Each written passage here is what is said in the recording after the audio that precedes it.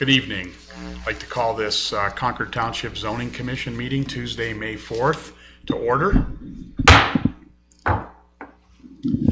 Okay, we have a full agenda this evening. First of all, I'd like to recognize Ashley Garkars here this evening, filling in for Rich Felice. So I just want to welcome you to the table this evening. Thanks for coming. You never know when you're going to get called to come up and join. So here you are, which is fantastic. Really glad you're here. So we have a full board this evening. First of all, under old business, we have a public hearing for zoning amendment application 0320-1 submitted by Ryland Inc. And that is still being tabled. And so we're gonna move on from the old business, item number 1, to new business, which is a work session for possible zoning text amendments related to the residential conservation development district, micro distilleries, and outside dining. Heather, do you want to get us started? Kind of fill us in on where we're at? Sure. Thank you. So after our last meeting in April, we made a couple small changes to the draft version of the text, and we decided that we were going to send it out to a few of the developers and builders that do some projects within our community. So I did email that out to probably half a dozen. We did get some correspondence back from 2 builders. One, we received an email from George Davis on April 23rd that I forwarded to you and included in your packet. And then another one that we received from Rick Colwell with Little Mountain Homes on April 30th. So they basically went through our draft red line changes and provided their thoughts to the board as far as the direction of this text is adopted as is might impact their views on how the district would work. So I don't know if we want to go through these. If you had time to do that prior to this evening, we can kind of talk about them one by one, or does anyone thought, or how do you want to approach that? Do you want to address their comments or their observations, or how do you want to handle? Well, I guess the overall theme from both of the developers, it sounded like that if we adopted all the changes as is, that they felt like it might be a disincentive to use the desktop. And then they kind of pointed out the reasons why.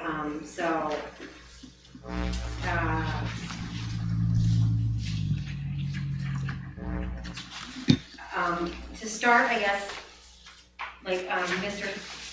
Davis indicated that if we get rid of the density bonus and increase the minimum open space requirement, we thought that we might have some unintended consequences where folks might decide not to do the RCD. He wasn't very specific as to why, but he said that might do that. He also discussed that requiring so much open space to abut the right-of-way really wouldn't help some of that the trees. He thought that they would probably not survive.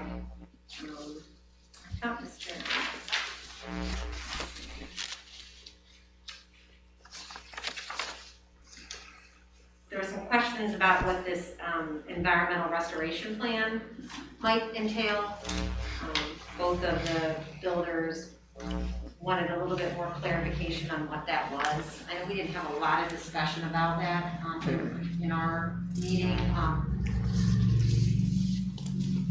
I'm kind of guessing that there was some pretty good discussion during the comp plan update, but the way I looked at it, and I'm not sure how this board is viewing it, is if we have an old farm that's going to be turning into an RCD and they're going to propose to put that old farm field in the open space, we'd like to know what's going to happen with those old farm fields. We want to see them restored to something, whether it be forest or meadow or some other natural feature that would have been there had it not been farmed. And there was, some of the items that we were talking about as far as the street design, like the islands, roundabouts, the splits. Oh, I love the comments on the roundabouts. I know.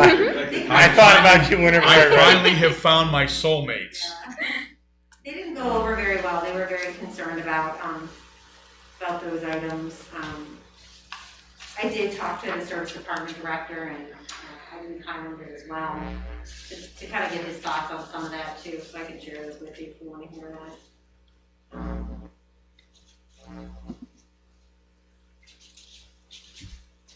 What else? There was a question from Mr. Colwell about in section 16.27B, we talked about citing the homes. Let me flip to that.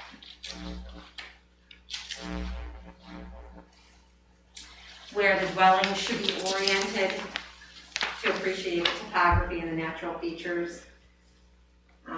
He thought that maybe somehow we were going to try to be involved with finished floor elevations of the home as far as grading of the house, of where the house is going to sit. But I don't believe that that was our intent. Our intent was, I believe, to design a lot where the home would face it naturally, you know, based on the, you know, the contours of the land. And then there.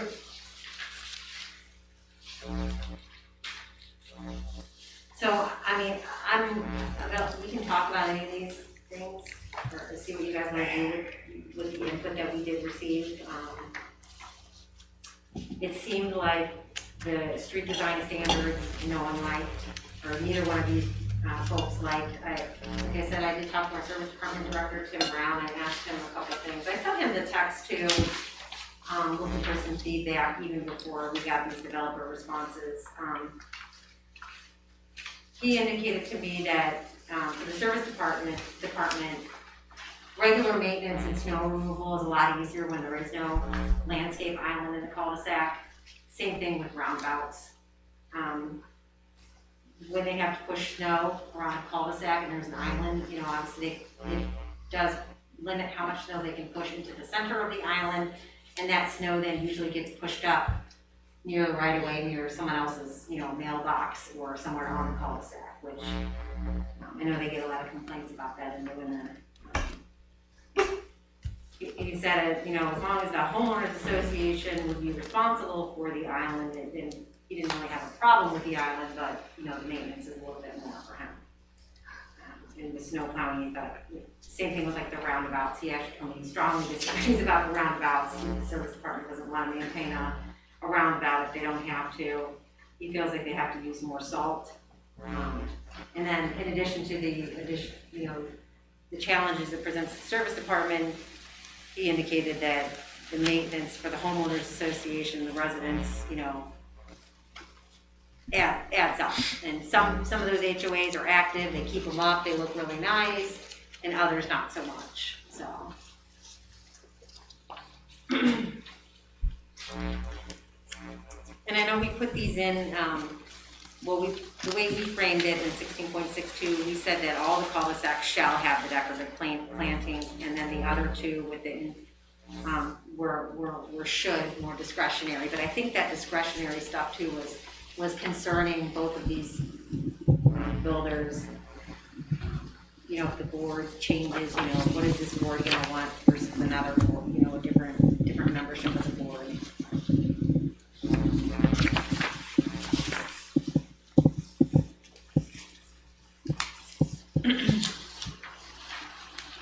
I think that the developers that responded, first of all, it was nice that they took the time to respond. Yes, sir. You know, I appreciate their input. It's always good to get a view of developers, you know, the way that they see these things that we're considering from a change standpoint. I think it's always a very positive thing. It's better to hear it now and discuss it before it comes, because these are the kinds of things that come out in a public hearing, and then a lot of times in a public hearing we don't have a whole lot of time to review and kind of regroup on some of this stuff. So it's nice to have some feedback on some of these issues now while we're still in the work session process, which I find to be very helpful. I think they make some good. Some good recommendations or some good observations. I don't agree with everything, but I think that some of it is. I think is pretty good. And that's, and I think at the end of the day, I think what, putting together as we craft or craft the conservation development terminology and sections, I think this gives us a good opportunity to kind of see what the reality would be of any decisions we make on this. And I think there's some pretty good input on this. I think one of the best things we've done in the last 10 years or so is adapt the RCDs. I think they're the best way to go forward in Concord. We hear the complaints from residents that, the forests are disappearing and the township's growing too much. Well, it's inevitable because it's private property, but the RCDs at least keep some semblance of what it used to be, keeps the openness, the trees. So I think it's a great thing that we've done in adapting these, and the last thing I'd want to do is discourage the developers from wanting to do it.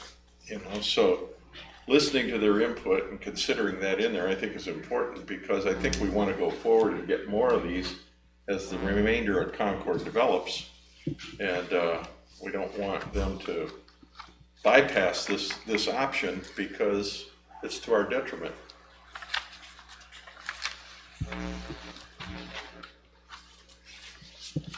So,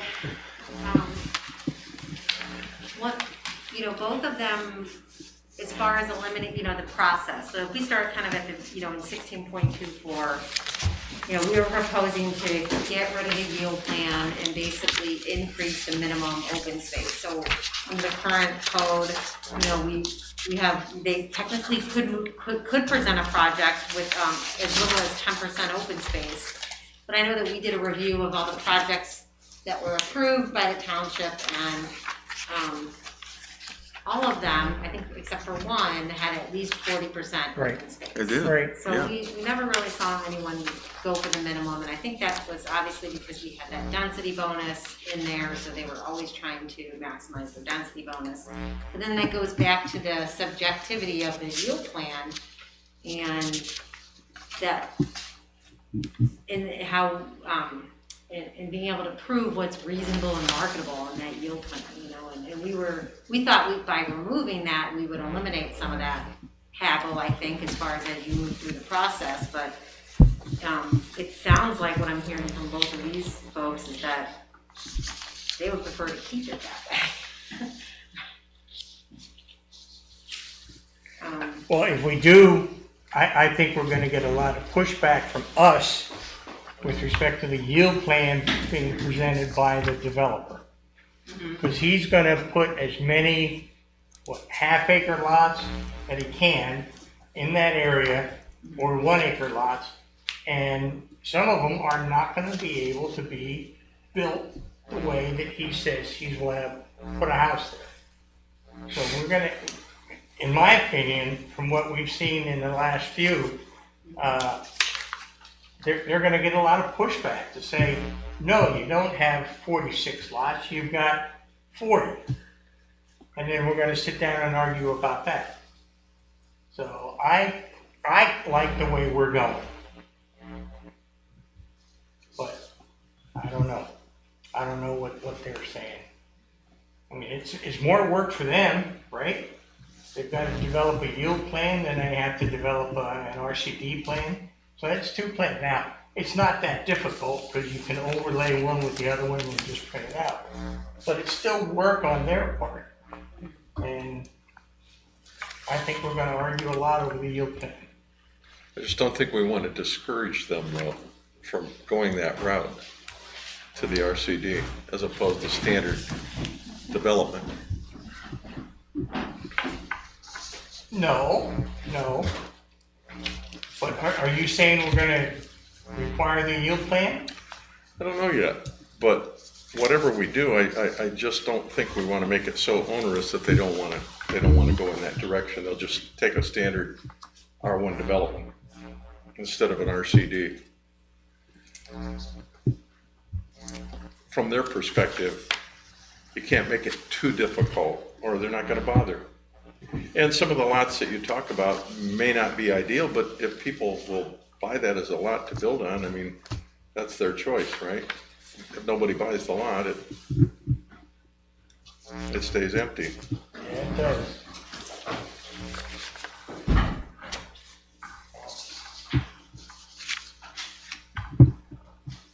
I thought our whole process here was to try and make it less work on the contractor's part and eliminate the yield plan so that we can see a preliminary plan and then go from there with the full development with the RCD, with the percent open area,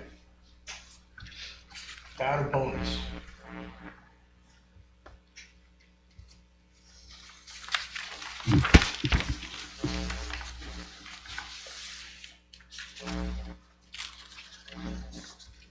Now, with respect to, who is this, the second one?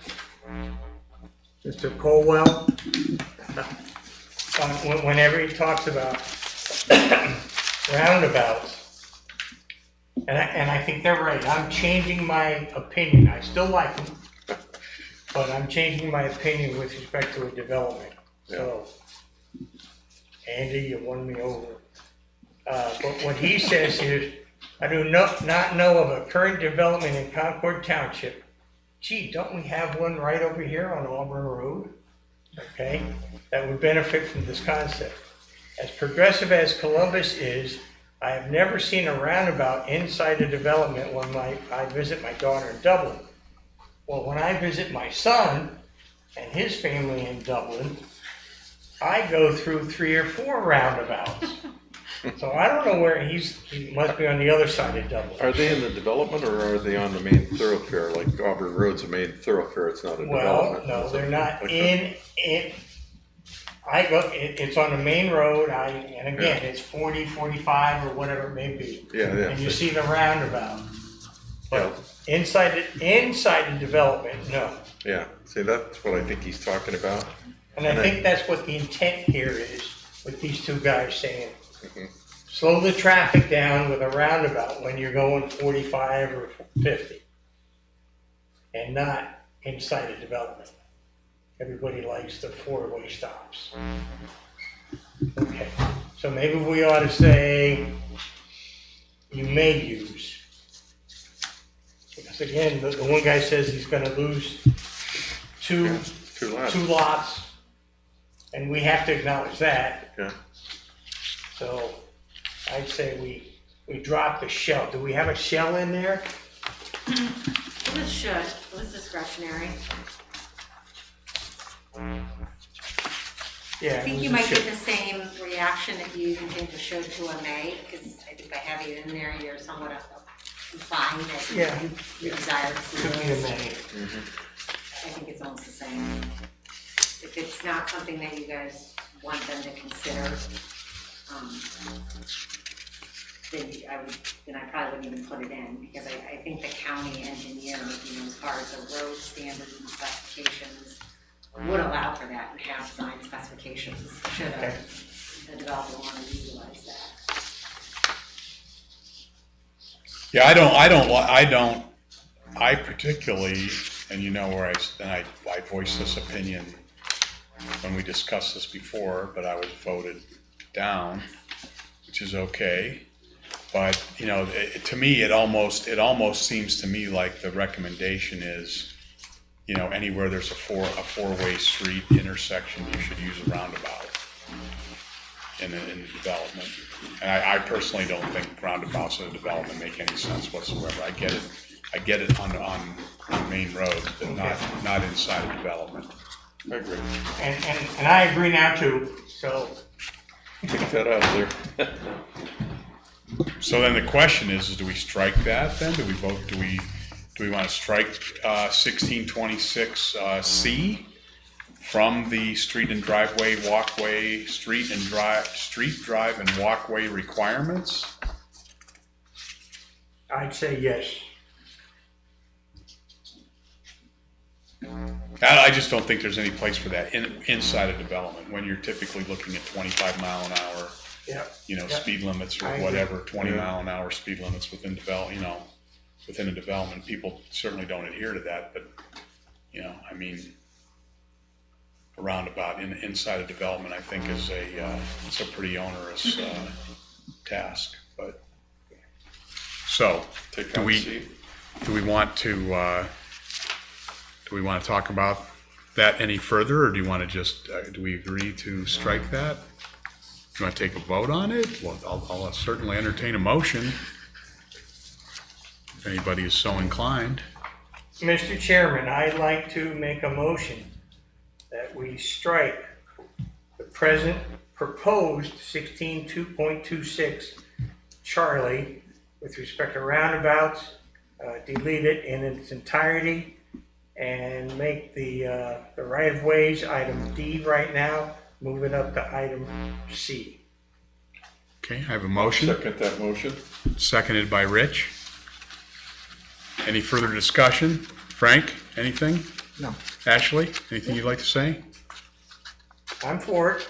Okay, Go for it. okay, all in favor say aye. Aye. Aye. Opposed?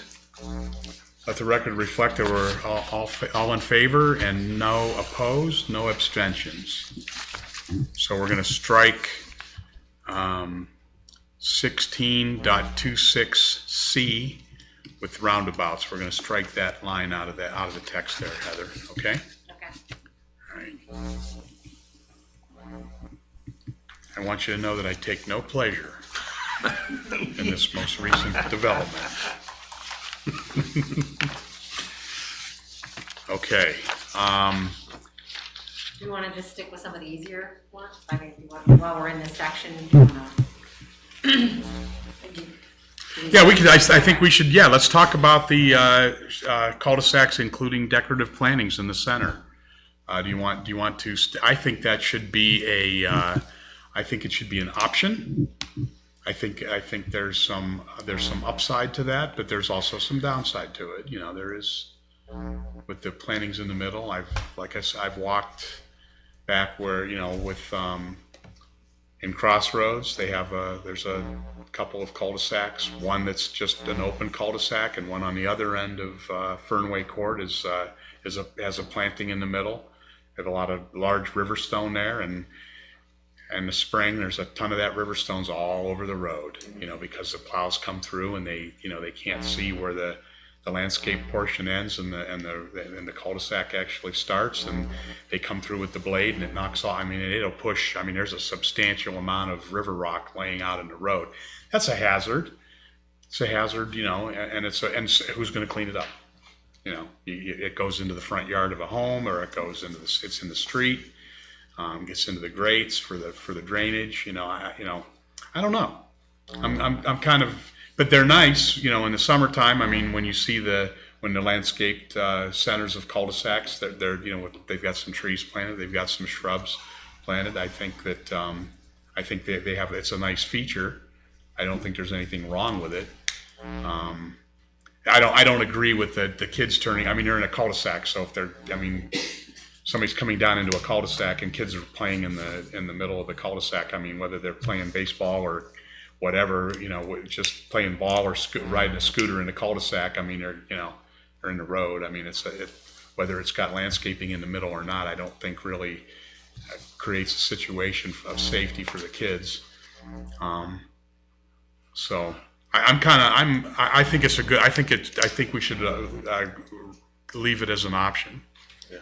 Not require it, but leave it as an. If a developer wants to put some landscaping in the middle of a cul-de-sac, I think that's okay. If they don't want to, that's okay too. I don't think it should be a requirement though, one way or the other. So how do you want to change the wording on that to where all cul-de-sacs should include decorative plantings in the center, or may include, and kind of leave it a little more optional than to say shall? Because to me, shall means there's no option. So what do you think about that? Or you could say are permitted to include. That way it's optional. but I agree with you. Frank, any comment? No, I agree, Andy. I've seen too many of them, and some of the developments I went through there are a mess.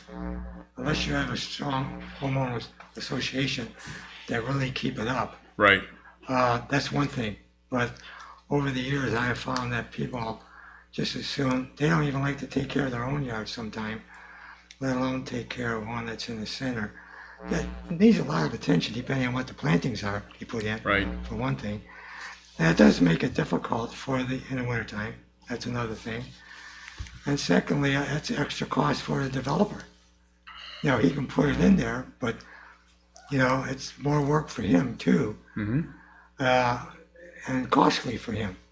And nowadays, you know, if you can minimize that, I think it's best for both parties, as far as I'm concerned, so. Did we get any comments from the road department on that by any chance? Did anybody, you know, in the road department say anything about plantings in the middle of cul-de-sacs, whether they were in favor of them or not in favor of them, opposed to them, or they were kind of ambivalent? Do we hear anything? Well, I think it was, as I stated, I did talk to Tim Brown, the Service Department Director, as far as the landscaped islands. It does present some challenges for snow plowing for him. But, you know, he wasn't adamantly opposed to them as long as he wasn't responsible for maintaining them. So that was pretty much the gist of it. So if they want to put them in and they're there and the HOA is taking care of them, then so be it. But as far as snow removal, it does present a little bit of a challenge as far as where we can push that snow. Well, we certainly get our share of snow. And the road department, you know, they've got to have a place to put it. Well, I know when it comes to cul-de-sacs, I've seen the one in another development next to mine. When they go through there, if it's an open cul-de-sac, they're able to push some of the snow a little bit in everyone's front of their property. If they don't do it that way, the ones that have the plantings, they'll go and make a massive turn, have a big mound of snow, and then they'll pile it on one side of the development, and usually one guy or one home on that area gets deluged with all the snow on his property. So, there again, depends on the guy who's doing the plowing that day. But I see the majority of it ends up in some more in one person's property than on the others.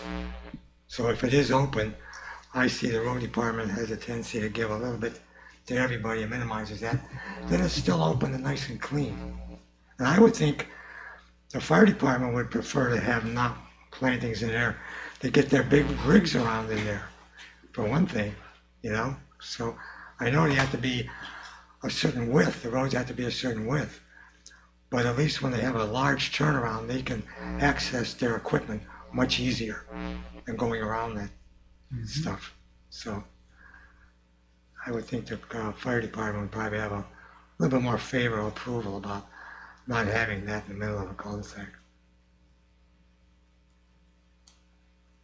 Ashley, you have any comments? I do not. Hiram?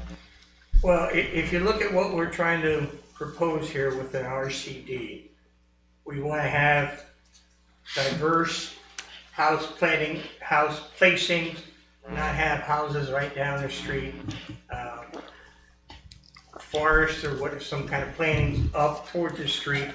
And I think that having a cul-de-sac, if you're going to have you got a concrete highway right there at the end of the street, as opposed to something that's nice to look at, and yeah, it's going to be part of the homeowners association to upkeep it. And I really don't think it presents that much of a big deal with the snow removal or the fire department. It's got to be designed to be the right size so you can get your big fire trucks in there. And I just think if you're going to look at it from an aesthetic standpoint, the plantings in the center of the cul-de-sac is going to be a plus. I think it'll just add to the RCD concept. So do you think we should require it, or do you think we should recommend it? I don't think we should require it, I think we should recommend it. Because right now it's Right saying now, it's required. it's required, based on what I'm reading and how I would interpret that, and Counselor, tell me if I'm wrong, but I interpret this as saying shall include means Yeah. it's, you don't have there's no option. So, Yeah. I think it should be a recommendation and not a requirement.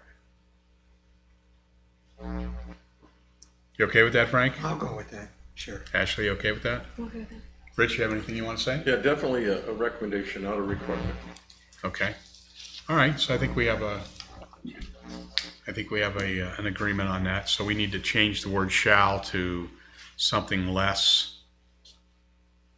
Demanding. You could just change it to should. definitive. Yeah, from shall to Well, or should. may.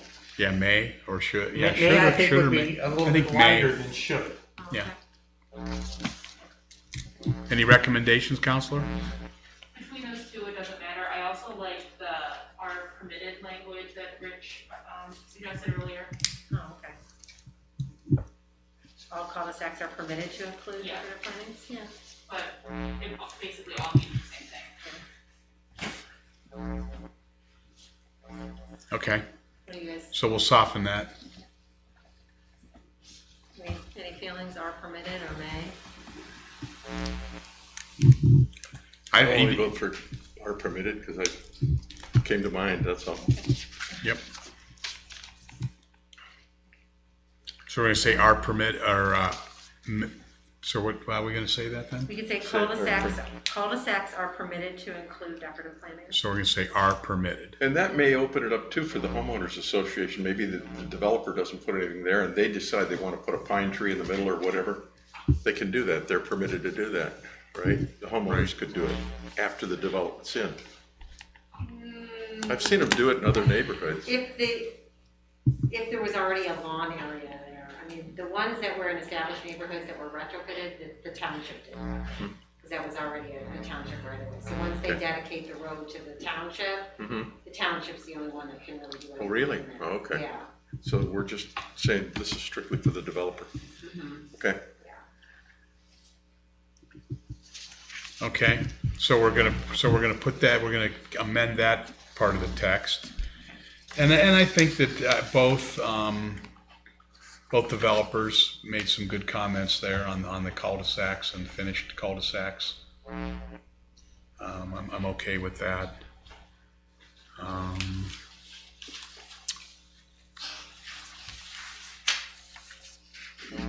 Is there, yeah, then what about D? What about 1626D? The right-of-way should be curved when possible, and long straight right-of-ways should be split into two one-way lanes with interior islands. I think, That was a complaint in one of the letters that we received about, delivery Right. trucks and so forth there. Mr. Davis did not like that. I don't know. Rich lives in wherever he is. Lives in an area that has that back there. What do you think, Rich? Yeah, it is a nuisance to the neighborhood, unfortunately, for the increased frequency of now and home deliveries. It's certainly causing us headaches. Yeah. I think if you were, to me, in an area that I grew up, there was a couple of streets that had islands in the middle, but there were 4 lanes, not Yeah. 2. Yeah. There were 4 lanes going in one direction, or there were 2 lanes going in one direction and 2 lanes going in the other direction with the ability to cut through, every so many sections, so many houses or whatever. So those islands were nice, and they were treed and they had grass, but there were 2 lanes so that if you were to get deliveries, or if something were to happen where there was a vehicle stopped, you had the ability to go around. Where if you had just a single lane and there's a vehicle that stopped, you're pretty much dead in the water until either that vehicle moves, or you're like they were saying, you'd have to back up and find a plate and go the wrong way down the other side to get around it. So I think that, and if so then in essence you're putting probably what would be equivalent to 5 lanes in. Yeah, Because you're going to right. probably be looking at least the width of a lane in the middle for the island, and then 2 lanes on each side. I mean, that's substantial amount of property that you're gonna be chewing up with just putting those islands in the middle. Yeah, usually what you're describing is like a city street. Painesville's got some streets like that, the old streets with a wide, Right. in the island, and it's very nice, but in a residential development, it's a different situation. Yeah, I don't know that I don't like the single lane concept there. I don't know that I particularly care for that. I think that causes I think it causes a safety issue first and foremost. That would be probably number one on my list as far as my concerns on that. And secondly, I think although it may seem like a good noble idea, I don't know that in practicality that would work. So, Frank, any comments on 26 or 16.26 D with the split one-way lane? Well, it is difficult, I know that. I've seen the UPS trucks coming down our street very frequently nowadays with everybody getting deliveries. And especially if they all come together, which some mornings FedEx and UPS all seem to come together, and they're parked practically almost on top of each other. Not to mention the landscaping trailers and trucks that are parked my out there. They're everywhere. Yeah, I mean, yes. Yeah. forget the Amazon and UPS and FedEx trucks. Yeah, like you said, thinking now with landscapers the alone, yeah. summertime with the landscaping trucks. I mean, they I can hardly get down my street. they take a full lane without even trying with the size of those trailers and the flatbeds and everything. So yeah, wasn't even thinking about So that. what can we do with the long, straight right-of-ways? That's actually Just good. leave them long and straight? Hiram, the curve, they're doing the extension of my street in the RCD right now. Dawson is, and he's put a big curve. And when I look up there, they've poured the curbs. They're about ready to pave the street, but it really looks sharp because it goes to the right and then it curves and goes up an elevation. It's really dramatic looking. And I think if they can do that, we should encourage it.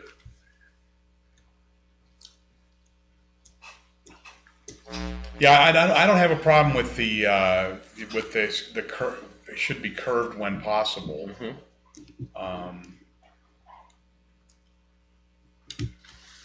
Maybe say something to the effect of long straight right-of-ways are discouraged or would be discouraged, Or even the way it is, Andy, should be curved when possible. Period. well, we have right-of-ways should be curved when possible, but then we're dealing specifically with long straight right-of-ways. So even though they're under one section under D, I think they're two separate issues. So why don't we say that, Long straight right-of-ways are discouraged.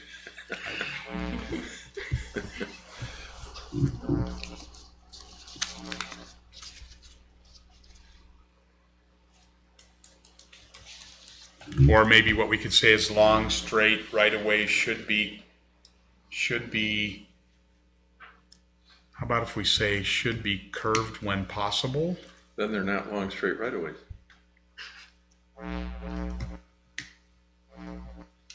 Or do we just strike that whole second sentence and just leave right-of-ways should be curved when possible? That's Just keep it simple, I would say, yeah. strike the long straight right-of-ways, just strike that sentence completely.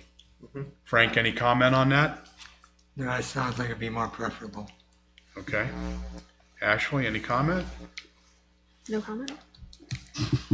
Hiram? Should we put long in front of the right-of-ways in D? Say long right-of-ways should be curved when possible? Then you'd have to define long. Okay. Leave it just the way it is, drop the second sentence. Okay. Rich, Okay. any I comment? agree. Drop the second sentence, Okay. or second part of the sentence. Rich, you want to throw down on this while you're back there in the corner?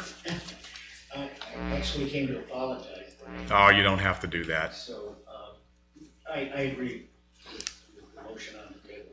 Okay. Good. We don't want you to feel like you're being left out back there. We're ignoring you. Thank you.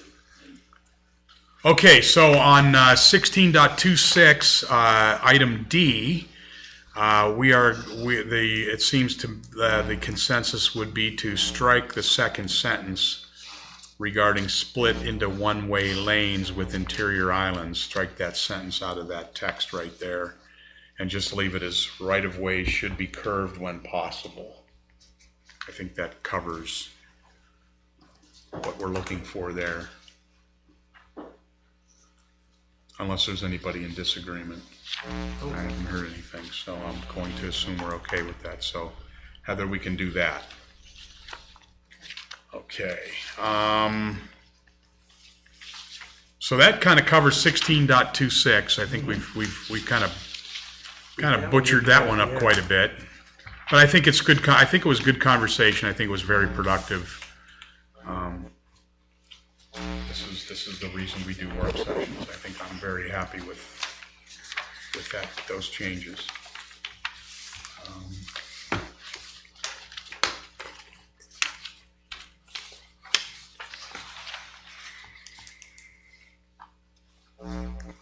So that kind of knocks off a couple of their beefs.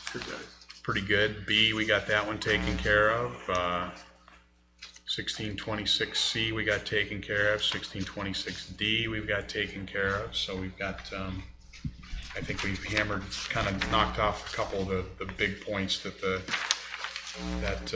guys from ProBuilt and Little Mountain were concerned about. Right?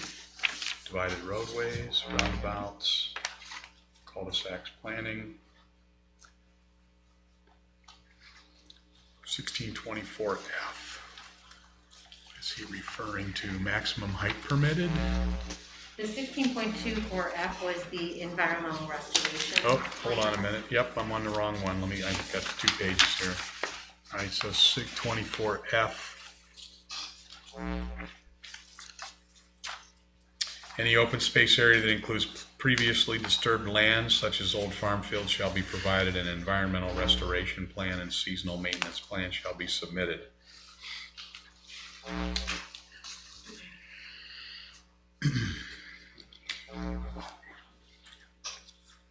Mr. Chairman, it seemed like both of the builders were looking for clarification on, what that was and what the intent was. Right. Sounds like we might need to come up with a little bit more guidance or maybe some kind of explanation or definition on what that expectation might be. Well, wasn't our expectation on plantings, for example, whatever considered appropriate for the areas of the country that you live in would be the appropriate plantings? In other words, you wouldn't be planting a palm tree, for example, in Concord. Whatever the native plants are considered for, like our zone, would be the appropriate plantings, the way I see it. Well, yeah, I agree. Native planting should go back in there, but Right. but what is the intent? Would we be looking?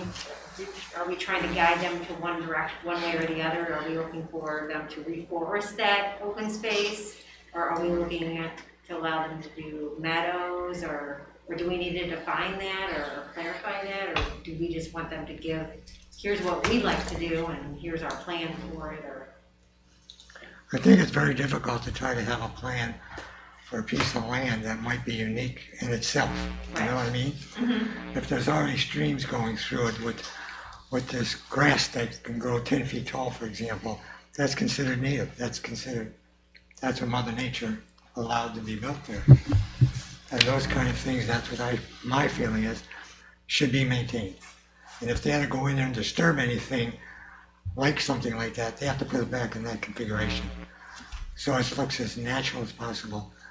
And don't try to put something else in there. That's my opinion.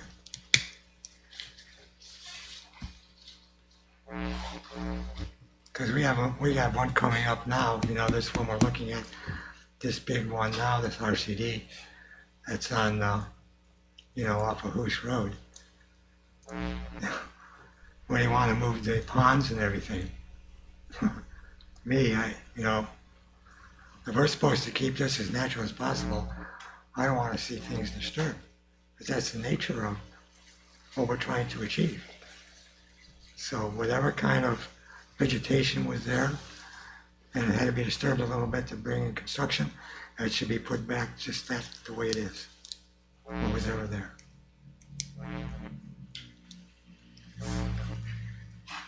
Ashley, have any comments? No. You're awful quiet tonight. You don't have any input? Everyone keeps saying what I'd like to say first. Hiram, anything to add? On 1624? Yes, sir. To 1624F on the environmental restoration plan and seasonal maintenance plan. No, no comment. Rich? Well, that's a tough one because at one point, everything was forest, and for the last 100 years, some of these meadows that were old farms have been meadows. And so does that become the natural state because it's been a meadow for 100 years? Maybe so. But if it's a meadow, what I think happens, and I think you've alluded to this in the past, Andy, is that people's back property line goes back and then it's just grass. They start encroaching. You know, they cut a little further back and cut a little further back. And eventually their half acre turns into 3/4 of an acre because they've cut the field, even though it's common ground. How you legislate that into this, I don't know. But planting wildflowers, I think we talked about wildflowers or trees in that area might be a good thing because it would kind of discourage that kind of, Would it? encroachment. Would it? Well, maybe not, but Yeah, I think a good example of that is Lily Farms. Because a lot of the open space on the back end of those lots with Lily Farms is just farmland. It's just open. Yeah. It was an open field. Right. So there's really nothing between the end of their lot line and then the development that is on, I never remember the name of that street. Meredith Lane. Yeah. There's nothing. There's a mound that was put in from the folks that were living on Meredith. And there's trees planted on those mounds and whatnot. But then once you get on the other side of that mound, it's pretty much just flat land, but not a whole lot, grass, that's it. So, yeah, it would be very easy for somebody to take their half acre lot and turn it into a 3/4 acre lot or more by just continuing to mow. Just mow a couple passes back each time. Right, exactly, and that's the issue you run into. I think what if I read Rick's comments in his email, his question is, what is an environmental restoration plan? He's confused. He doesn't understand. What do we address that in definitions? Do we have a definition of what an environmental restoration plan actually is? Because what is an environmental restoration plan? Is there a clear definition of that in some sort of text or somewhere within the Lake County regs or within the ORC or anything like that? Or is that kind of going to be up to us to define what an environmental restoration plan is? Because if we're going to throw it out there, we should probably define it so that they understand what exactly they're going to be. And I think that's Rick. If I read his comments, I'm reading that's his point. He just doesn't understand what do we want. Yeah, we have to define it. Okay, I think we have to do that. you want me to provide an environmental restoration plan? Okay, well, what is an environmental restoration plan? What does that mean? What do I have to restore it to? Right, and if it's already if it's just a piece of previously disturbed land, what are you restoring it to? It's a field. So what are you going to restore the field to? Like George Davis says, you're going to plant trees and turn it back into woods, or what are you going to do? You're just going to let nature take its course and whatever grows back there grows. If it turns into scrub brush, or what's the thought? What's the intent? Doesn't the county have, soil and water? They have a department that handles restorations of creeks and stuff. Yeah, I know some years ago, they were looking at widening the creek over about through our development. And they had a plan, and they have a booklet that shows what restoration should be like and what it should be. That may be something I think we should look into because they already have something that I remember seeing. And it dealt with plantings and things of that nature, and how wide to make streams and what you could put back in there to keep them from starting to, I don't want to say pollute again, but it's the wrong word to use, but allow it from not becoming all loaded up again, like, especially when people were doing so much at the creek, dumping their yard waste in there after they cut their grass, which was a bad thing to do. You're not supposed to do that. So they had plans on, you know, what could be done, what should be done for the various areas. And I remember seeing a booklet, but man, I don't know if I still have it at home or not, but I know the county has a department that we can probably request that kind of information. Yeah, I think soil and water would be a good resource to help us maybe define it, but I Yes. don't think we'll be able to come up with a prescription per se, you know. No, on it what might should give us be, a- But, because I think they were probably the entity that probably suggested this to the township initially when we were looking at the comp plan update. And the Lily Farm is a great example of, you know, with the disturbed farm field, what is that gonna look like? In a year Well, that's to come? the point in that is that what do you restore it to? Right, right. Well, and part two is a seasonal maintenance plan. Does that mean if it's a field, it has to be mowed? What is a seasonal maintenance plan? Yeah, because, you know, if you're gonna restore it to a meadow or something, there's a lot of maintenance involved with the meadow. And there's certain times of the year you're supposed to cut it or burn it and Yeah, things like that. It's probably much easier to plant trees and Yeah. just let the forest naturally grow, if that's what they propose. Does this have anything to do with what the contractor can clear in his development?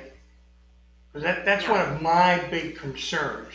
If we have this half-acre lot with a meadow or grassland behind it, I'm afraid that the contractors, and that's his land, I'm afraid that he's gonna come in there and just wipe everything out, take it back down to bare dirt, save the topsoil, sell the topsoil and get money from that, and then leave it go. they haven't done that where I live. They've left it meadow. That's good. I mean, encroachments into the open space is always a concern, and I know with Concord Ridge and a couple other ones, they've talked about getting a third-party entity to hold a conservation easement on it, who would then go in and do an annual inspection and look for encroachments like that, or cuttings or people, you know, creating lawn area, making their half-acre lot a three-quarter-acre lot, you know. And that was one of the, one thing that you all could consider too is, you know, maybe requiring a third party to hold an easement on, or Right. an easement or some kind of on the open space, such as soil and water or a land conservancy, to do that. But we haven't talked about that previously. I think when I was talking with Dan Donaldson with Soil and Water, he said Concord Ridge, they've been going back and forth still with the developer, and they're still entertaining, you know, taking an easement on that to do the inspections on the open space over in Concord Ridge, which would be great. I believe he put up signs delineating, you know, where the private property ends and the open space begins, alerting, you know, lot owners of, you know, this is now open space, and, you know, you're not permitted to come back here and do certain things. That was my thought process before when we talked about this, delineating, you know, put up like just a post.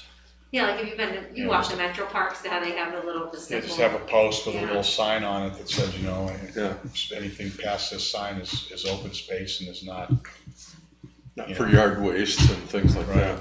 We don't have that in here, but we could add something like that. Is there a way to make more definition of what the open space with woods is and clarify the difference between your backyard with woods and making it larger versus what Frank has said about moving small bodies of water, of having a differentiate that? Is that a possibility of? Because I feel like some of the stuff Frank has said is a little bit different than planting trees. Well, when you Or, have, like, when the you back. have a waterway, I mean, that's a different, or if it, depending on whether it's natural or whether it's man-made for drainage reasons or whatever, whether it's a swale that gets put in between, you know, homes or things like that. I mean, that's a different story. But if it's a natural occurrence, then I think then it falls under the riparian, you know, setbacks and, you know, all the any of those delineations. I think it's, you know, it's covered. I think, to me, the environment, I think that if we're going to put a term like environmental restoration plan, we should define it. We should put specific, you know, words to it as to what it means, and then put it in the definitions area so that it's clear when somebody sees that term, then they can refer to the definitions to read what an environmental restoration plan is, you know, or strike it.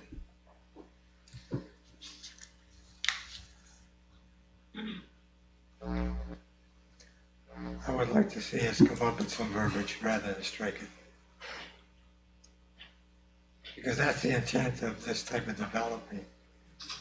So he's right, that we should clarify it. So if you can contact the county, Heather, and see if they have a term that we can use or something that we could work with. See, my thought is if you're coming into an area that's got previously disturbed lands like farm fields, my thought, and if it's a part of the open space, I would think you would just leave it alone. You wouldn't do anything to it. That would be the natural way. And at some point in time, the woods will come back. You know, they'll grow out to fill that in, or things will grow there naturally. Whatever's already there will continue to grow and flourish to where it's an obvious. I'm thinking of areas where I've seen, like where there's been strip mining, or there's been logging, you know, things like that, where they cut down a lot and they leave. There's a lot of open area. It fills back in. It doesn't fill in overnight. It takes time, but over time, new trees start to sprout, new things start to grow. You know, it's a natural thing. So I don't know that.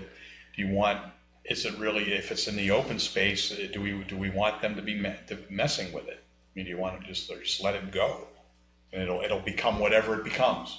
You know, whether it turns back into woods, then it turns back into woods. If it stays as a field or a meadow, it stays as a field or a meadow. It's just, you know, and the snow in the wintertime will push it all down to the ground, and it'll, you know, like you go to Scope Meadow now, it's flat. You can see all the, you know, but towards the end of the summer, I mean, you can barely see people walking from up on the observation deck. You can barely see to the woods, you know, from the field, from all the stuff that's growing in the meadow, you know. But I don't think they cut that, or I don't think they really do anything with it. It's just like when we get heavy snow, it just pushes everything down, and it just comes back up in the spring, you know, in the spring and summer. The key is just keeping it undisturbed. Yeah, I think the challenge, intent is actually. to just, open space is what it is. It's open space. It should be left as such. And you know, I don't know. Do we want to be going in and specifying what you need to do with the open space if it's an open area, and not like woods are easy. You just leave it alone. Okay, but if it's an open field, then what do? Do you just leave it as an open field, or do you go in and start planting things in the open field? I mean, naturally there'll be wildflowers growing, there'll be, you know, scrub brush growing, there'll be all kind of things that'll just grow on it naturally without any intervention, I would think. You know, so. Well, I would think, Andy, if it comes to that, you're absolutely right. But if a developer, my point is, if a developer disturbs it for whatever reason, Well, they shouldn't disturb it. It's open space. It should be roped off, or it should be delineated, and there shouldn't be any encroachment there as far as dumping any, you know, land or, you know, dirt or rocks or anything. I mean, if it's open space, then it should, where the actual lot line ends and the open space begins, it should be pretty much, that's where it stops. And they shouldn't be going into the open space to disturb that at all. So,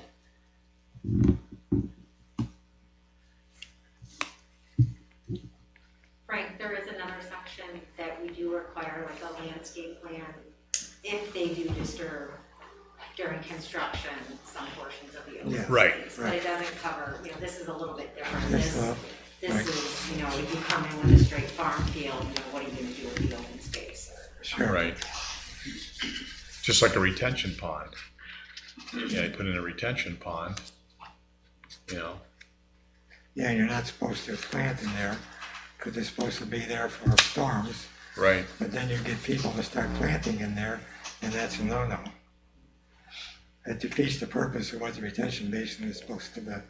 Well, there's retention basins, you see them, all the time in developments. There's, the vast majority of the time they're empty.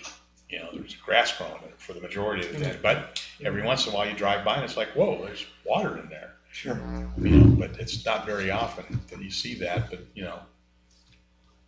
So my thought is I think that, the environment, do we want to define environmental restoration plan, or do we want to strike it from section, what is that, 24. 1624F? 16.24F? Yeah.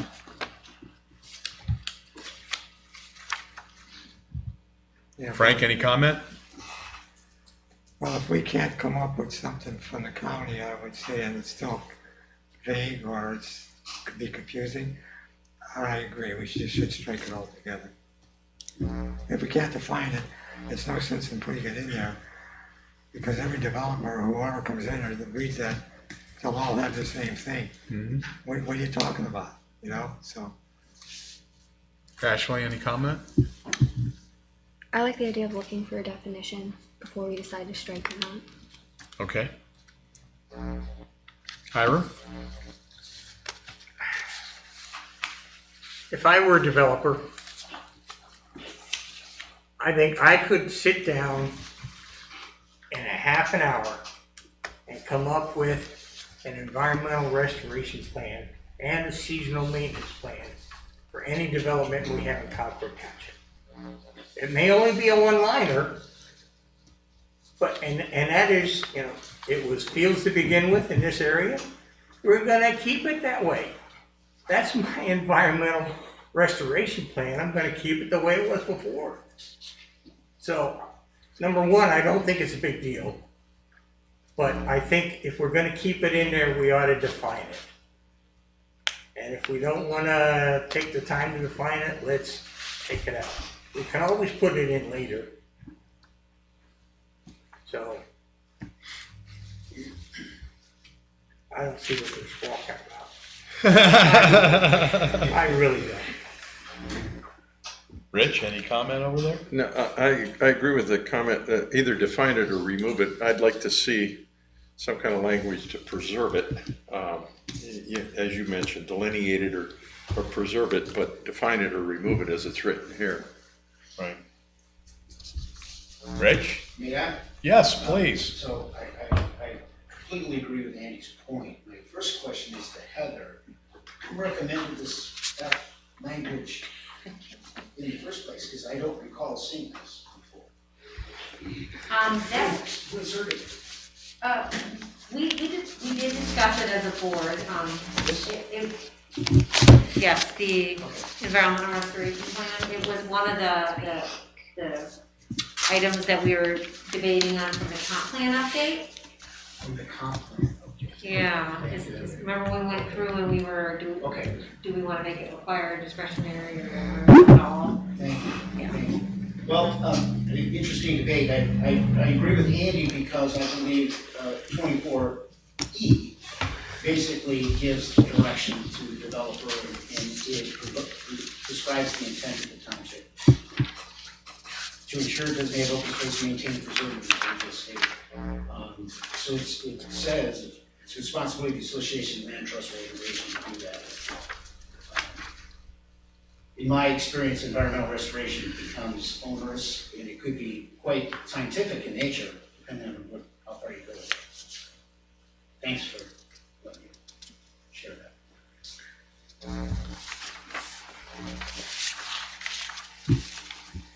All right, well, here's what I think we should do. I think we should get Heather to see if the Lake County Planning Commission has any documentation, Soil and Water District has anything that might help us there. I wouldn't be opposed to keeping it in the text, but I think if we're going to keep it in the text, we should define it. We should have a definition, so at least it gives. And I agree with Hiram's point. I mean, but if you don't have a definition, then there's no guideline, and somebody could literally put together in 15 minutes and a can of beer, you know, with his buddies, an environmental restoration plan. So I think we should try to maybe put a little bit of a definition behind it so they understand what the intent is there and where they should go with it. I think that would be a good way to approach it. And then we can look at the definitions, maybe come up with a couple options on a definition. And if we don't like it, then we can take it out.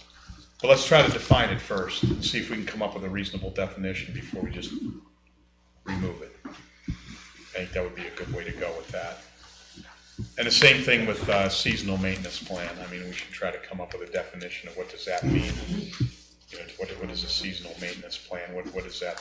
What's the definition on that? So if we could do something like that, Heather, we can have a further discussion on that. I think that would be helpful. Okay? Okay. Anything else we want to talk about?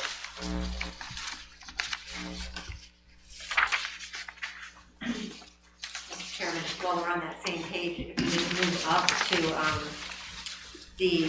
under subsection E, where we added in that phrase, open space areas shall be provided abutting the road right away in order to break up the contiguous row houses there. I know there was some pushback a little bit from Mr. Colwell indicating that requiring that open street frontage at the board's discretion in conjunction with requiring that 40% open space could be, he indicated that future zoning boards might have used that. So I don't know. I know we had originally, I think legal had suggested that maybe we define how much open space we wanted to see abutting the right of way. I think we opted not to do that. It sounded like Mr. Davis didn't think, you know, he didn't indicate, you know, a size of open space, but just even having open space abutting the right of way seemed like he didn't like it. But the way I read Mr. Colwell's letter, you know, we're requiring that could basically, you know, impact the project and maybe not make it a viable project. So I don't know if we want to discuss that, to clarify what we mean by that, or change anything or not.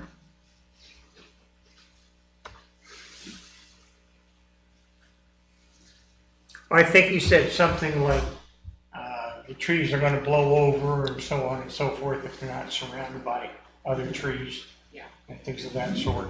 die. Try to preserve the larger tract, Yeah. larger areas. But I think that the point that we have here is that we don't want that continuous row of houses. That's the one that that's what we're trying to get away from.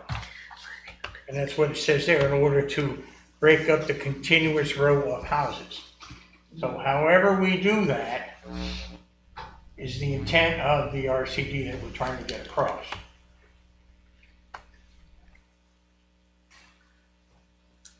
So instead of saying shall, maybe we ought to put this maybe again, instead of making it a definite requirement, making it a suggestion.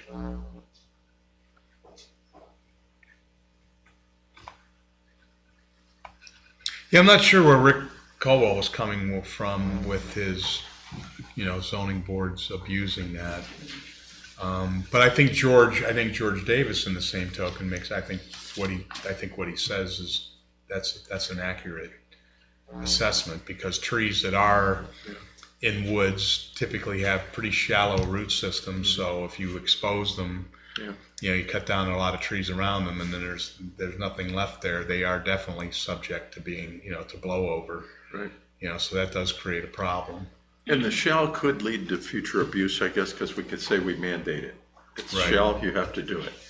So I like Hiram's choice of may as opposed to shall.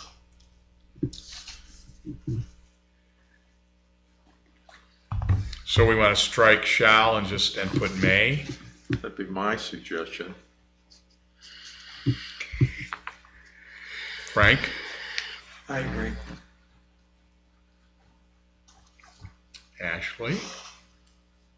I like May. Hiram? I like it. Okay.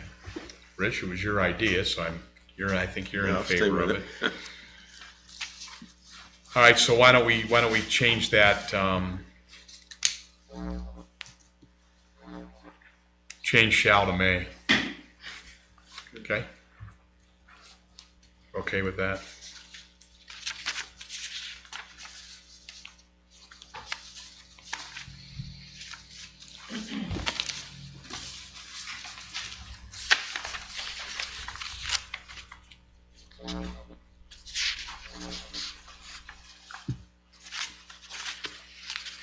Okay? I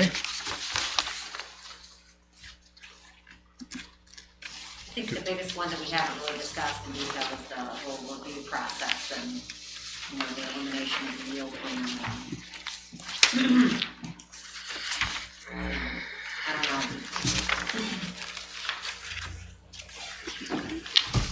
We may need to take a little bit more time to chew on that or not. I don't think they really commented on much else other than, there was no pushback on some of the other items we put in here about Right. where the streets intersect an existing street or extends, and having that larger setback.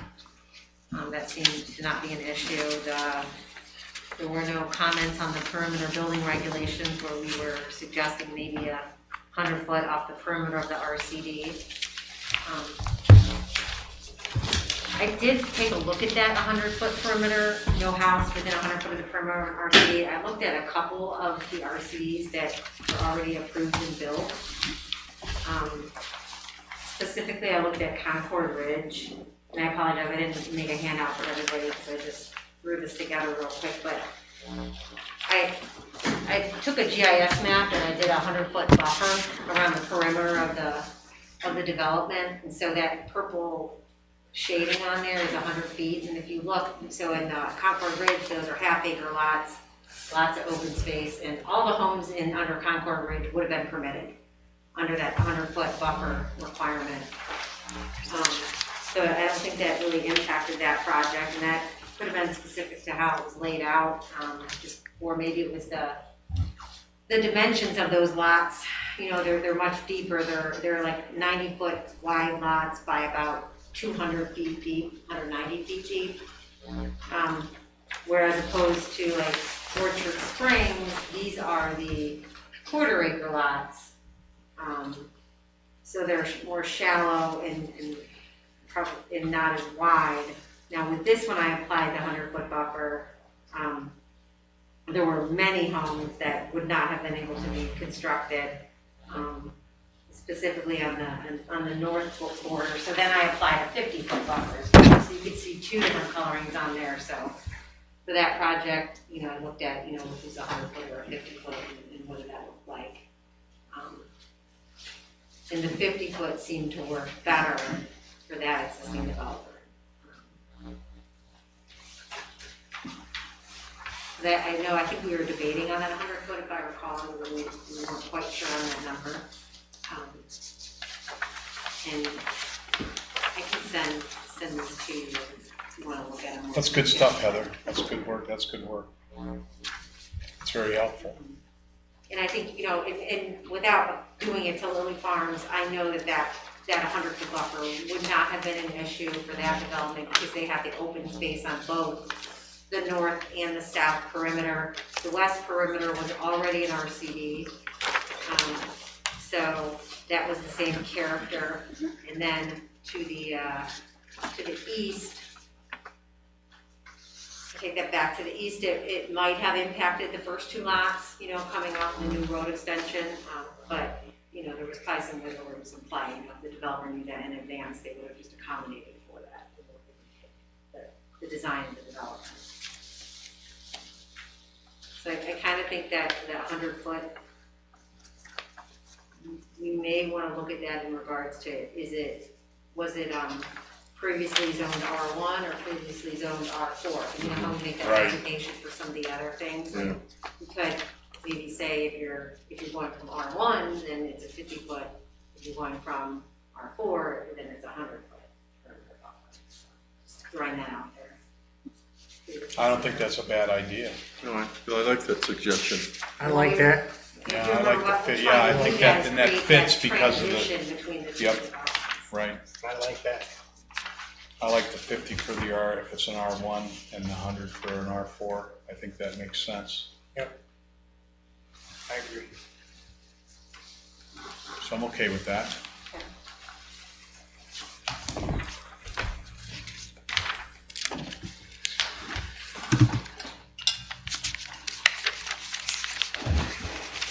Where's that spelled out? Oh, yeah, sorry. That's on page 16.20 at the bottom. Subsection E, that perimeter building regulations. Okay, gotcha. Yeah, 16.25E. Perimeter building regulations? Okay. So do you want to specify, you want to do the 100 feet, 50 feet? If the board wants to do that, I can change the language to reflect that. Yeah. Yes. Frank, you have any comments on that? No, I agree. Okay, Ashley?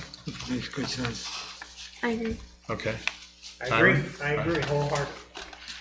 Rich Peterson? I agree. Rich Felice, you want to weigh in? Ed made some good points there. Okay. All right, so let's take 1525 E, and we will change the wording to that to be no dwelling shall be located within 100 feet of the perimeter of the RCD project boundary and adjacent to an existing development of a different character for a R4, and then a 50-foot similar language for an R1. So we'll expand on that just a little bit. Do 50 feet R1, and then 100 feet R4.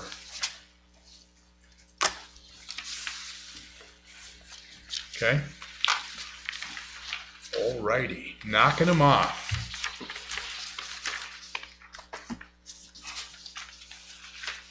Anything else, Heather, that we should take a hard look at, or? Well, as I said, I think that the biggest thing is the whole review process. And are you guys comfortable with what we've got as far as eliminating the yield plan? Do you want to? I'm just not a fan of a yield plan. I'm just not. Keeping it as we have, and or do we, is making the minimum 30% threshold, is that too high? I mean, I know the current was at 10, so there's just.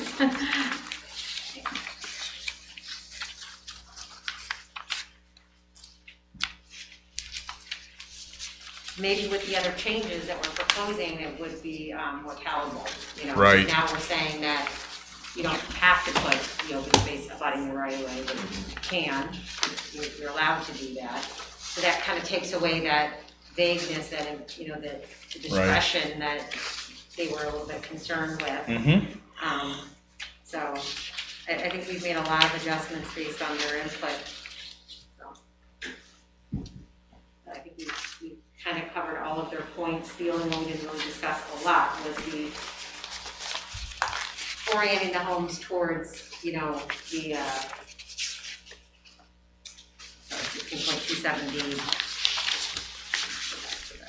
to appreciate the topography. So I don't know. I think the purpose of the intent, I think we understand the intent of what that is, and we're not trying to supersede what the county engineer is doing. Right. I think we'd be looking at it in how they laid out the preliminary plan, which way the homes are gonna face, and I think that helps our argument as far as trying to break up that long row of homes, you know, and saying, do something a little bit unique, you know, and make it work with the lay of the land. Right. I've always found it difficult to try to come up with a number. You know, this type of development that we're trying to encourage is supposed to be unique, I think, to every piece of land that you're looking at developing. And depending on its merits, you know, what it has, what the property has on it. Sometimes you need, like I pointed out our last meeting, flexibility. I think we always have to take and look at it, what we're trying to achieve to maintain as much of the natural environment and land as we can, but then allow it to have some flexibility for the developer, to give him the encouragement to develop it, but yet we're still achieving the minimum amount of disruption we put in the land that we're starting to, you know, develop. So to try to come up with a figure, I think is, in my mind anyway, a number is, I just can't come up with one. Because I think each one has to be felt on its merits. Every developer comes in with a piece of land. That's why I personally always want to go out and look at the land when it's coming up. I like to walk the property and see what it is, because every piece of property has some merit to it, some beauty, some unique thing about it. Where a person who wants to buy into living there will see this uniqueness, but gives the developer a chance to develop it in such a way, whether the house has to be a little smaller, or the house has to be positioned this way to save trees, or a mound, or a creek, or whatever. That's achievable to allow the developer to make a change to meet that criteria.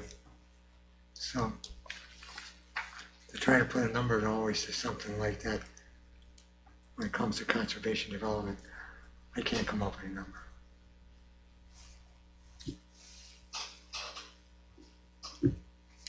Ashley, have any comments? No? Hiram, anything? None. Rich? No. No?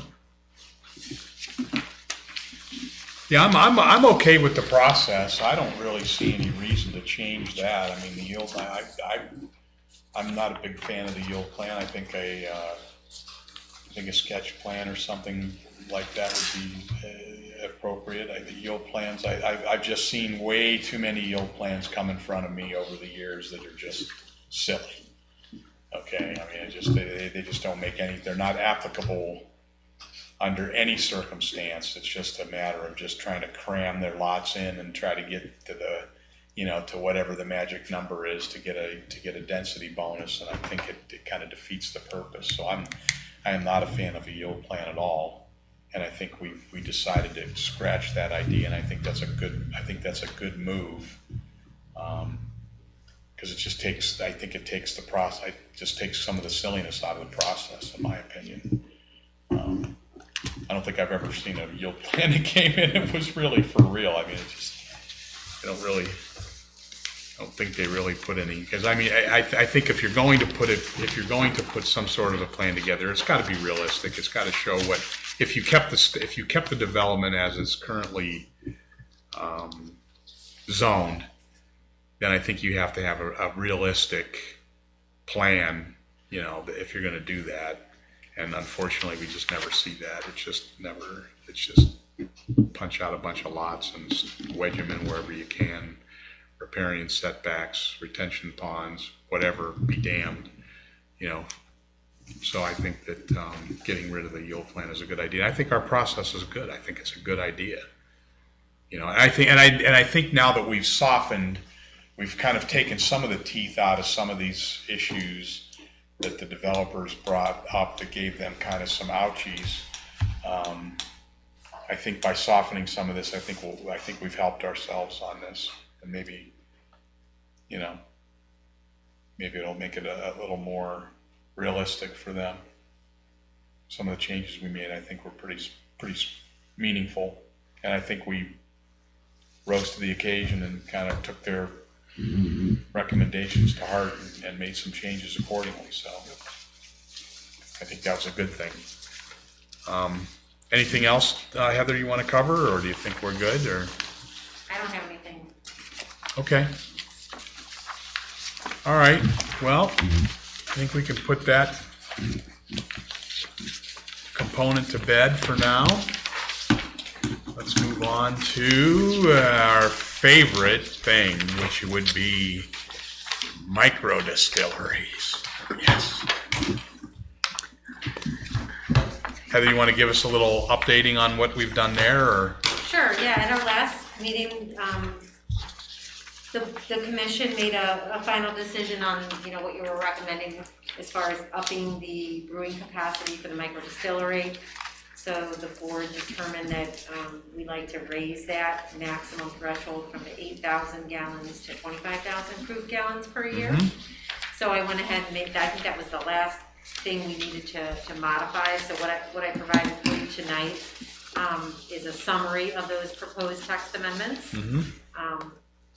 So we're basically proposing 3 different amendments. The first amendment would include changes to section 5.02, the definitions, modifying the existing definitions for microdistillery, microbrewery, microdistillery, and changes to the term urban winery, and changing the existing term urban winery to micro winery. We've also included a new definition for a brewery, distillery, or winery. So you can see those track changes, you know, in the pages that follow. These are all the same ones that we looked at in draft form, and these are still draft form, but at the last couple meetings. And then the second amendment would have to do with section 13.35, and I won't read all of that, but these are basically the conditions that are applicable to all of these uses because they are conditionally permitted. So you guys agreed to those changes there. And then the third amendment would be to section 22.03, which is the table of uses in the commercial and industrial district. And this included adding the brewery, distillery, winery as a permitted use in the RD2 district. And then also just changing the term from urban winery to micro winery. Yeah, I think this was a good body of work. Yeah. I think we've accomplished quite a bit here with this. I'm happy with the outcome. I think we've kind of covered everything pretty good. We've made some changes where changes were needed, and I think that the verbiage, that we've made, the changes we've made in some of the verbiage, I think is good, and I think we should probably put this on the agenda. Hammer this out. Yeah, I mean, it's up to you as a board this evening. If you want to make a motion, we could schedule a public hearing and initiate the amendments. The only question I have is in 127 for micro distillery, Where are we at there, page Hiram? 5.15. I think we should say the maximum distilling capacity, not brewing capacity. Where are we at? Good Help me. point. 127. In a distillery, that's good. 127. 127. Micro distillery. Ah, yes, I okay. agree. The maximum distilling capacity shall not exceed 25,000 proof. Gotcha, right. And Yep, not brewing. yep. Picky, but No, I think that's No, a it's I accurate. think that's a valid point. Words matter. So that gives, we are other than dealing. that, I think everybody did a good job on it. Yeah. So we're just gonna make that, the recommendation there is to change the word brewing to distilling. I think that's a good catch there, Hiram. Good catch. Thank you. I like that. I didn't even notice that. That's why you sit up here, Hiram. We need you for these kind of things. Okay, so we'll make that little amendment there. Otherwise, I guess I would entertain a motion to bring this to public hearing. Mr. Chairman, I make a motion, we schedule the 3 amendments as written with the modification for public hearing. Okay, I have a motion made I'll second it. and seconded. All those in favor say aye. Aye. Opposed? Let the record reflect it was all ayes, none opposed, no abstentions. So we'll be moving this to public hearing, Heather. Right, and for the record, that date, you know, I don't know if we need to make the motion that reflect the date of that hearing, or if we can just schedule it for our next zoning commission meeting, which is Tuesday, June 1st. Does that give us the appropriate notifications and everything time frame, or are we good with that? Yes. So that would be the June 1st, correct? Yeah. Would be the next zoning meeting. So, I'm pulling up the. Sorry.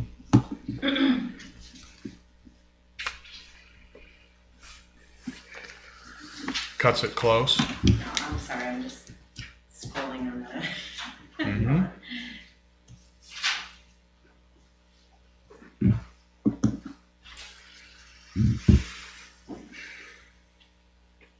We okay with that?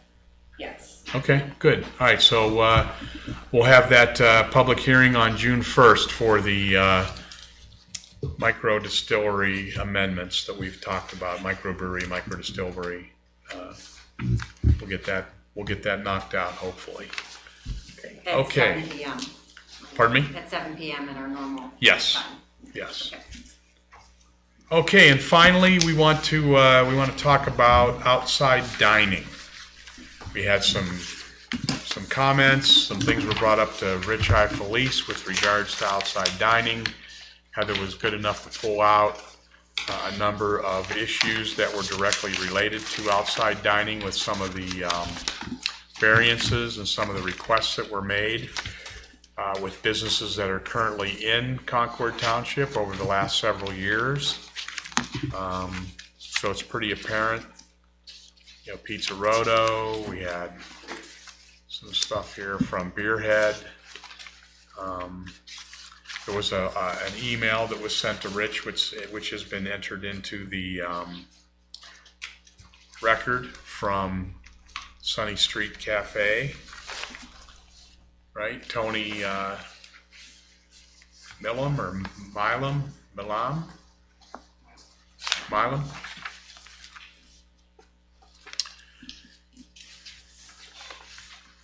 We're looking at section 13.33E, limiting outside seating to 25% of inside seating.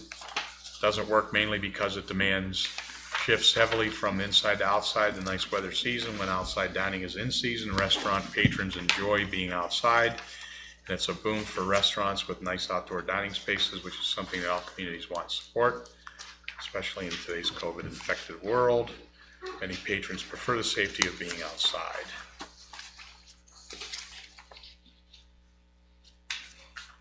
And then it has forced many to seek a variance and an amendment to conditional use permit. Variances not only delay projects, but they are also expensive. $1,200 to seek.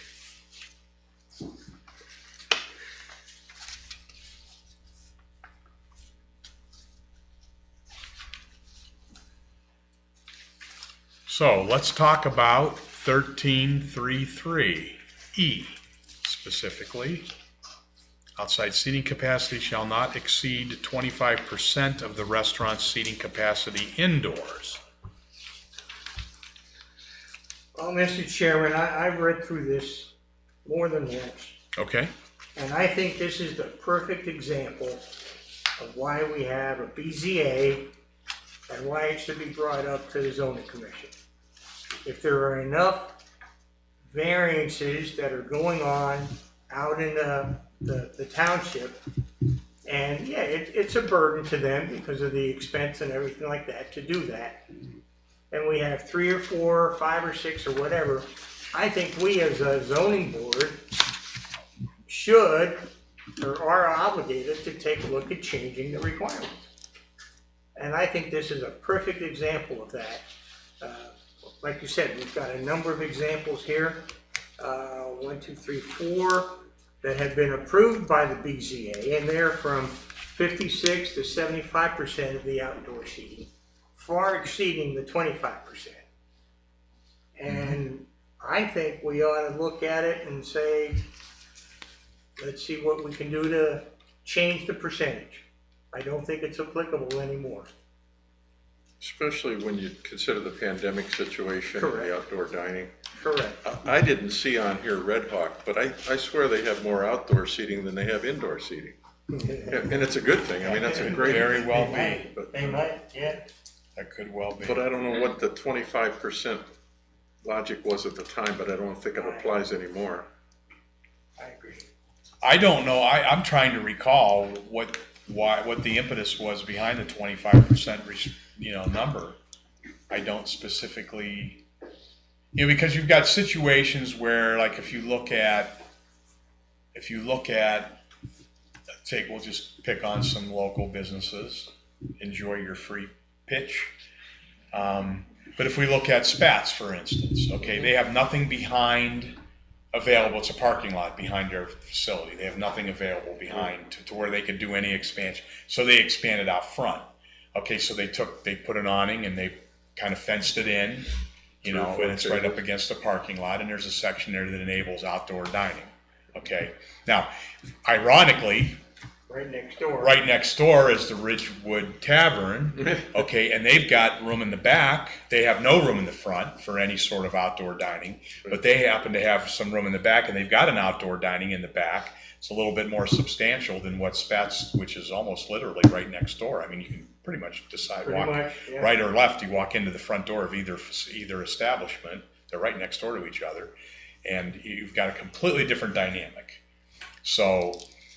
Which is kind of weird, but and then you have Red Hawk, like you said. I think they have probably more seating capacity outside with everything that they have in the back there than they have in the restaurant itself, which has been, and I know when you go there on a nice day, the outdoor dining area is packed. Yeah. You can walk inside and you probably won't even see anybody sitting indoors on a nice day where the patio in the back is just absolutely jammed. So. I think this is something we should seriously look at. But here's I do take exception that based on COVID, because I feel that COVID it's a temporary issue. It's going to go away at some point. But So I don't want to it's- make a knee-jerk reaction on something that I think is a temporary issue. But I think it's changing the culture. It's getting more people to enjoy eating outdoors. And I think that trend was there anyway. right. It's popular in Europe, and it's expanding all over. And when we have good weather, most people, given the right atmosphere, would rather sit outside than inside. Right. And whenever my wife and I and our friends go out, we always ask for outdoor. Right. Always. Red Hawk and Ridgewood and wherever Paninis. else we go. Right. We always ask for outside. Right. And not everybody has the advantage to be able to do that. So I think that, we shouldn't, I think that inhibiting or limiting the capacity to 25% is not a good idea. So then the question becomes, What do we do? do we change it to another number, or do we just eliminate, to me, if you just strike it, then we kind of leave there's a possibility of abuse. So, but I think taking away the option of having to be in front of the Board of Zoning Appeals or the BZA and going through the expense of when they're being granted, I think we should try to assuage that. So, Frank, any comments? Any thoughts? I was just thinking, rather than putting a percentage on seating capacity, why don't we do something like we have on storage sheds for whereas a home? Storage shed can't be any more percentage of a home, for example. It could be maybe in this case so much percentage of the square area of the establishment, so that they can expand it out. Then if they have room, they can expand it out a percentage of the building area that they that the restaurant has. That means they can add on as much outward if they have the space and can do it, rather than putting on the seating capacity, put it on a percentage of the capacity area of the total size of the building itself. Well, I find it interesting because, like, if you look at what's happened, everything on the top portion of this was pre-COVID, okay? So the only one that really shows a direct impact, you know, COVID related is Sunny Street, because their capacity went from 96 to 65, and I'm going to assume that was because of the COVID restrictions. Does anybody know for sure? Heather? Yes, he was trying to reduce his official occupancy with the Lake County Building Department, citing having to spread out due to COVID. Right. So their percentage jumped because of COVID, but you know, so but it really didn't change. The percentage changed, but the actual seating The capacity seating did not change. remained the same. So you know, do you want to take like an average of all the percentages and put a number on it, or do you want to, what's the board's thought on a number, or do you want to even put a number on it? What's the purpose of the number? What's the purpose of the restriction? I don't know. I can't honestly answer that. I don't recall. I mean, you I'm theoretically. trying to recall when we put this together, you know, when it was done, what the thought process was. Theoretically, you could have a restaurant with no indoor seating and all outdoor seating, theoretically. If you had mushroom heaters and things like that, if somebody got creative. That's right.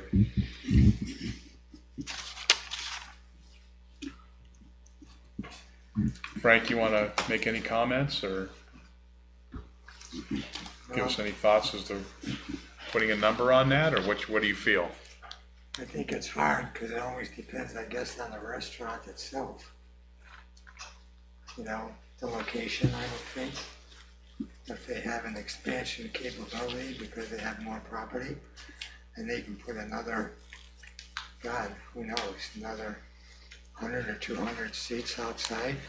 Especially nowadays, a lot of them, they carry it to a point where they basically keep outside until the snow flies, and they put curtains up, you know, and put an area where you can actually still sit outside in the fall, where, you know, you wear a little jacket, but you can still eat out there because it's heated to some degree, but yet it's opened up to where you can still enjoy the scenery around there. Of course, myself, I wouldn't want to be looking into a parking lot, but if you look on the back in a nice area where it has nice growth, trees, you know, nice vegetation,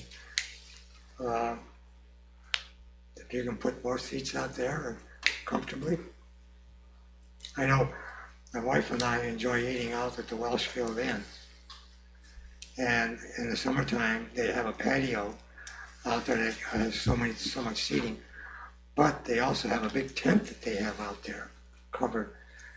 And a lot of time that's full of people. They want to sit outside rather than a restaurant. And that's nice. They have their little heaters in the fall. And you can sit out there and enjoy the atmosphere of even looking at the trees already starting to change colors.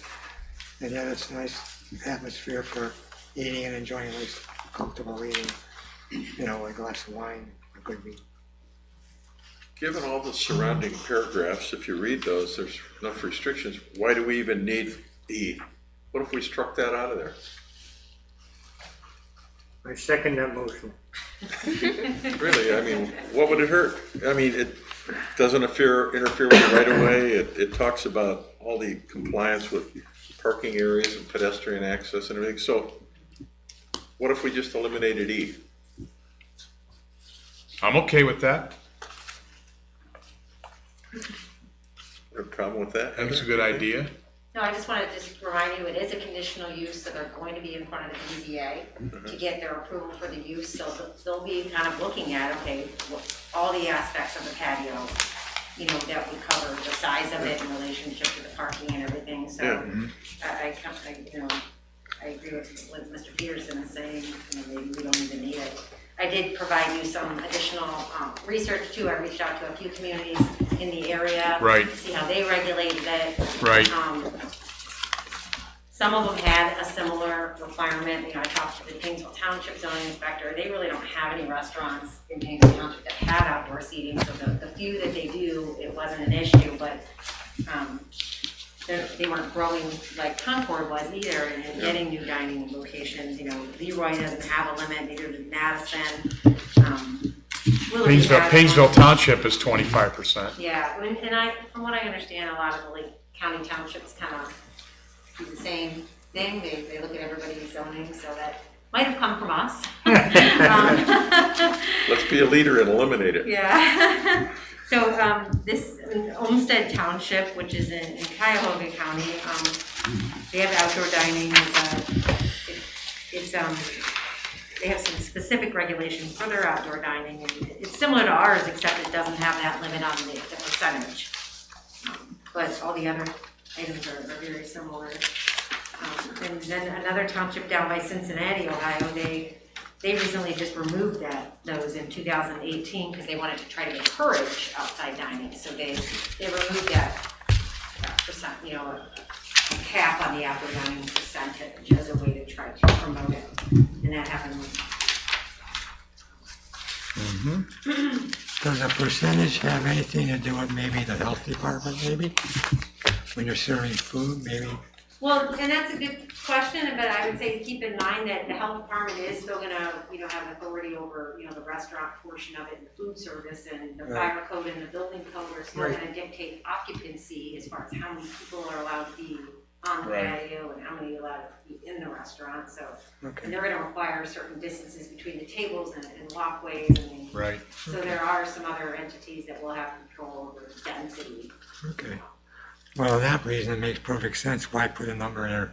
Why should we put a number in there?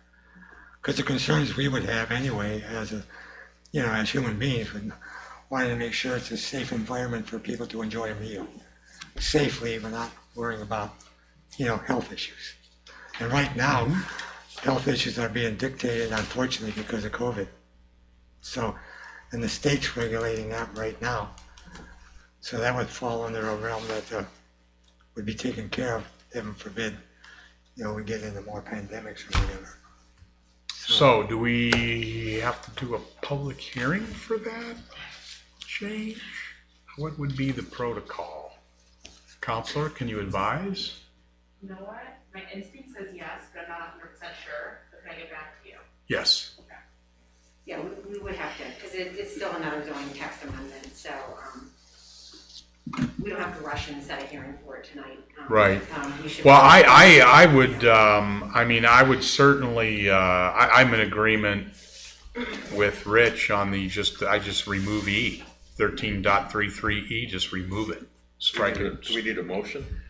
Yeah, we will get to that point. Okay. Is there anybody, Ashley, do you have any comments on that, or? I do. Okay, please indulge us. I agree with the striking of the out. Why do we have the number in the first place when there's so many other people regulating? Health department, fire department, BZA, even if you expand.